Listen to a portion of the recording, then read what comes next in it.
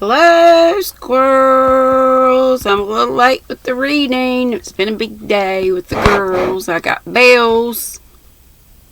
She's in there waiting for me to come in and watch something with her. And I'm going to try to get the rest of this chapter read. Let's see. Let me go back and read the last paragraph. That is the Honorable Gilbert Murray, who went up the Nile with us and shot crocodiles and other small game, being a mighty hunter, as I told you in my letters, answered Rose gaily, though ill-pleased at the little discovery just then. For this had been one of the narrow escapes her uncle spoke of. And they haven't eaten him yet, I infer from the pile of letters, said Charlie jealously. I hope not. His sister did not mention it when she wrote last. Ah, then she is your correspondent? Sisters are dangerous things sometimes, and Charlie eyed the packet suspiciously.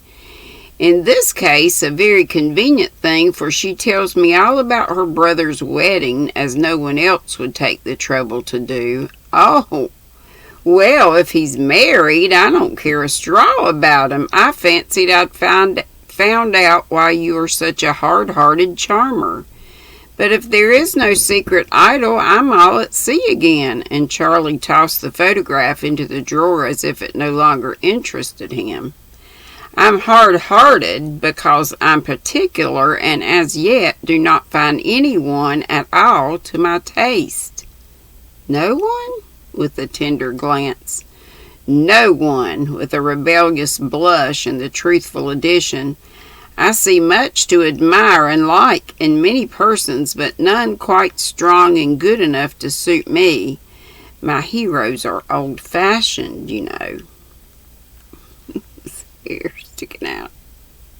It's all broken off. Time to take the hair down. Prigs like Guy Carleton, Count Altenburg, and John Halifax. I know the pattern you goody girls like, sneered Charlie, who preferred the Guy Livingston, Beauclerk, and Rochester style. Then I'm not a goody girl, for I don't like prigs. I want a gentleman in the best sense of the word, and I can wait, for I've seen one, and I know there are more in the world. The deuce you have! Do I know him? Asked Charlie, much alarmed. You think you do, answered Rose with a mischievous sparkle in her eye. If it isn't Pym, I give it up. He's the best bred fellow I know. Oh dear no, far superior to Mr. Pemberton and many years older, said Rose with so much respect that Charlie looked perplexed as well as anxious. Some apostolic minister, I fancy. You pious creatures always like to adore a parson, but all we know are married. He isn't. Give a name for pity's sake. I'm suffering tortures of suspense, begged Charlie. Don't you know who it is? I think it's Dr. Alec. It is. Alexander Campbell. Uncle? Well, upon my word, that's a relief, but mighty absurd all the same. So when you find a young saint of that sort, you intend to marry him, do you? Demanded Charlie, much amused and rather disappointed. When I find any man half as honest, good, and noble as Uncle, I shall be proud to marry him if he asks, answered Rose decidedly. What odd taste women have, and Charlie leaned his chin on his hand to muse pensively for a moment over the blindness of one woman who could admire an excellent old uncle more than a dashing young cousin. Rose, meanwhile, tied up her parcels industriously, hoping she had not been too severe, for it was very hard to lecture Charlie, though he seemed to like it sometimes, and came to confession voluntarily, knowing that women love to forgive when the sinners are of his sort. It will be mail time before you're done, she said presently, for silence was less pleasant than his rattle. Charlie took the hint and dashed off several notes in his best manner. Coming to the business letter, he glanced at it and asked with a puzzled expression. What's all this? Cost of repairs, etc., from a man named Buffum? Never mind that. I'll see to it by and by. But I do mind, for I'm interested in all your affairs, and though you think I've no head for business, you'll find I have, if you'll try me.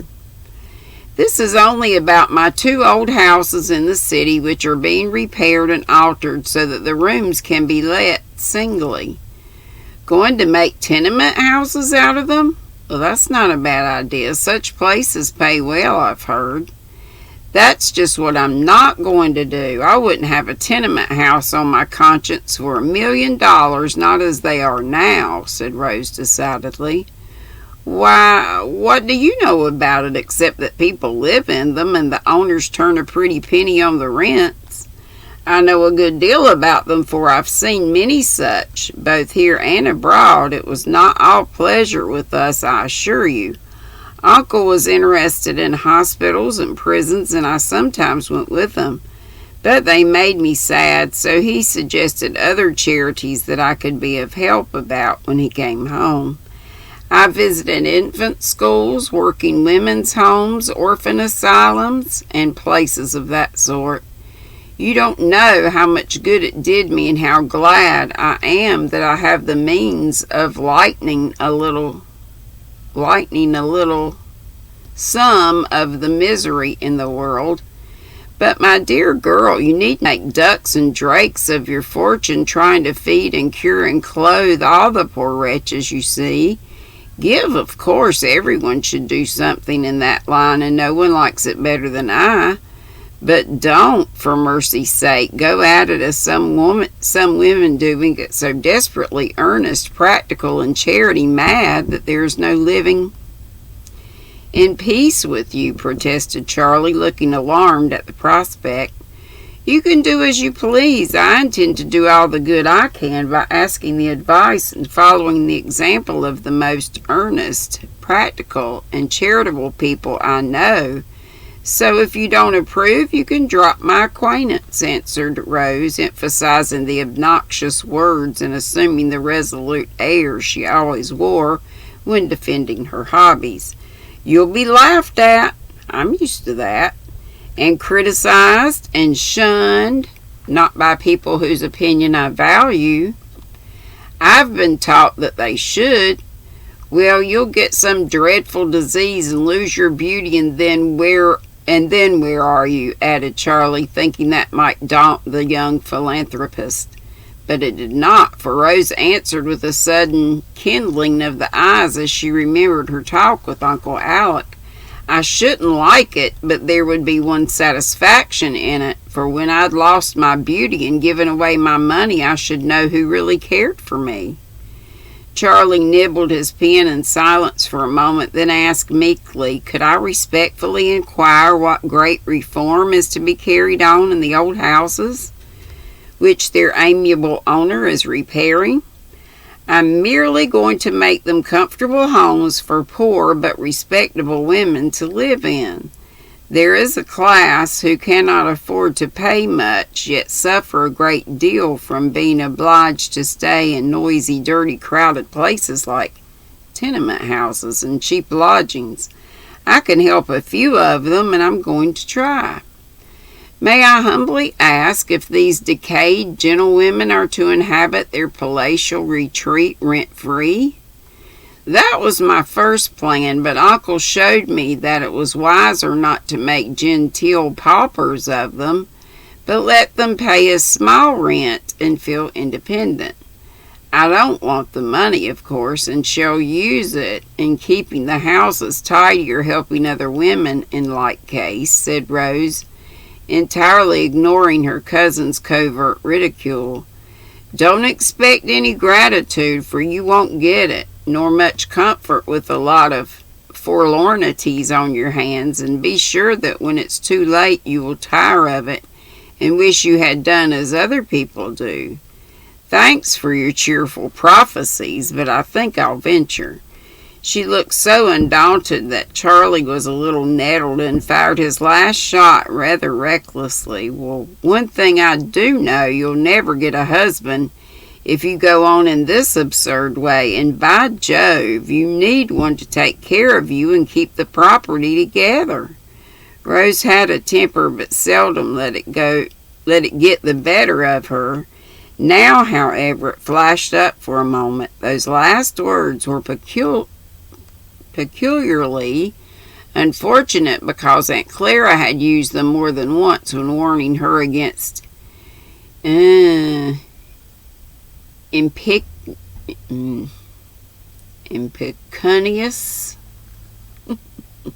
suitors and generous projects. She was disappointed in her cousin, annoyed at having her little plans laughed at, and indignant with him for his final suggestion. I'll never have one if I must give up the liberty of doing what I know is right, and I'd rather go into the poorhouse tomorrow than keep the property together in the selfish way you mean.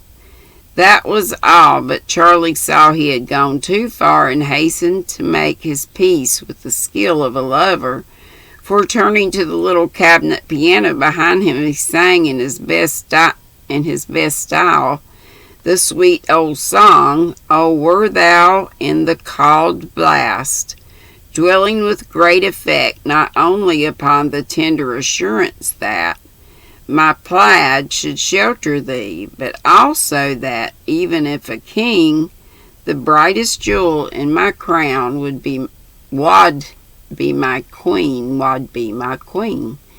It was very evident that Prince Charming had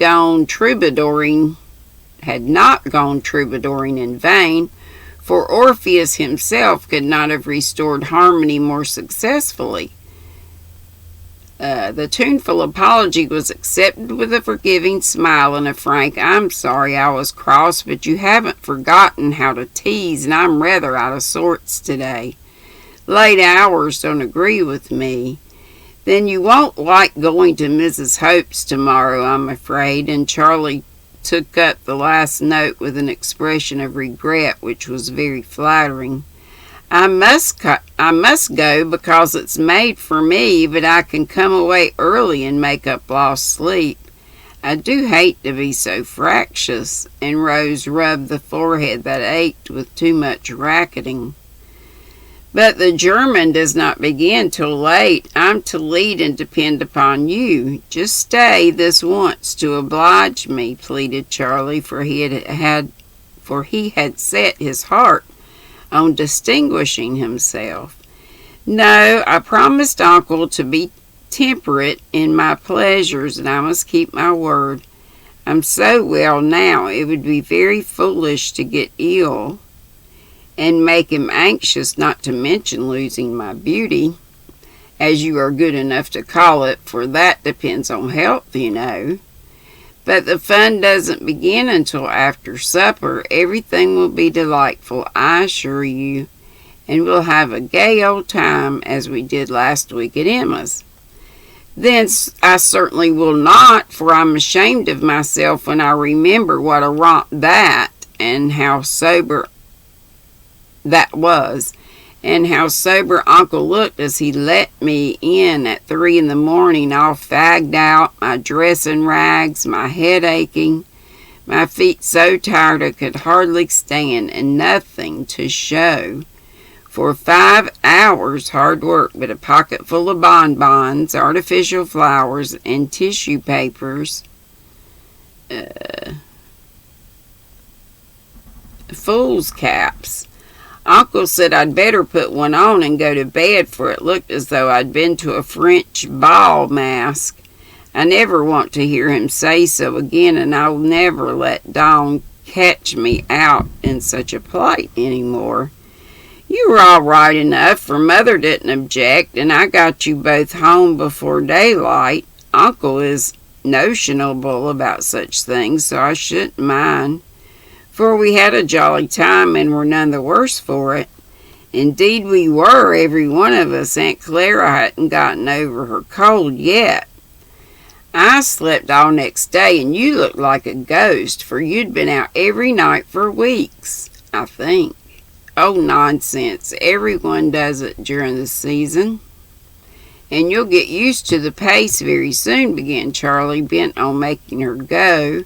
For me, he was much in his element in a ballroom and never happier than when he had his pretty cousin on his arm. Ah, but I don't want to get used to it, for it costs too much in the end. I don't wish to get used to being whisked about a hot room by men who have taken too much wine, to turn day into night, wasting time that might be better spent and grow into a fashionable, fast girl who can't get along without excitement. I don't deny that much of it is pleasant, but don't try to make me too fond of gaiety. Help me to resist what I know is hurtful, and please don't laugh me out of the good habits Uncle has tried so hard to give me. Rose was quite sincere in her appeal, and Charlie knew she was right, but he always found it hard to give up anything he set his heart on, no matter how trivial, for the maternal indulgence which had harmed the boy had fostered the habit of self-indulgence, which was ruining the man. So when Rose looked up at him with a very honest desire to save him, as well as herself, from being swept into the giddy vortex which keeps so many young people revolving aimlessly till they go down or are cast upon the shore, wrecks of what they might have been, he gave a shrug and answered briefly, "As you please. I'll bring you home as early as you like, and Effie Waring shall take your place in the German. What flowers should I send you?" Now that was an artful speech of Charlie's, for Miss Waring was a fast and fashionable damsel, who openly admired Prince Charming and had given him the name. Rose disliked her and was sure her influence was bad, for youth made frivolity forgivable. Wit hid want of refinement, and beauty always covers a multitude of sins in a man's eyes. At the sound of Effie's name, Rose wavered and would have yielded but for the memory of the first mate's last words. She did desire to keep a straight course, so though the current of impulse set strongly in a southerly direction, the only compass worth having pointed due north, and she tried to obey it like a wise young navigator, saying steadily while she directed to Annabel the parcel containing a capacious pair of slippers intended for Uncle Mac, "Don't trouble yourself about me. I can go with Uncle and slip away without disturbing anybody." "I don't believe you'll have the heart to do it," said Charlie incredulously, as he sealed the last note. "Wait and see." "I will, but I shall hope to the last." And kissing his hand to her, he departed